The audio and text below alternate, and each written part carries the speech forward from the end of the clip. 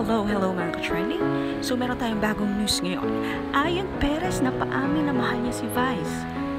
Ito ay turing ng GGV taping kung saan guest si Bea Alonzo at si Miss Charo Santos. Supposedly ay ipaprank dapat ni Ayon at ni Jackie si Vice ganda using the non-costume. But nung tinanong ni Bea Alonzo si Ayon kung kaano-ano niya si Vice ganda, doon na niya di mapigilan na umamin na mahal niya ito. Eka nito ay kung mahal mo ang isang tao ay ipagmamalaki mo.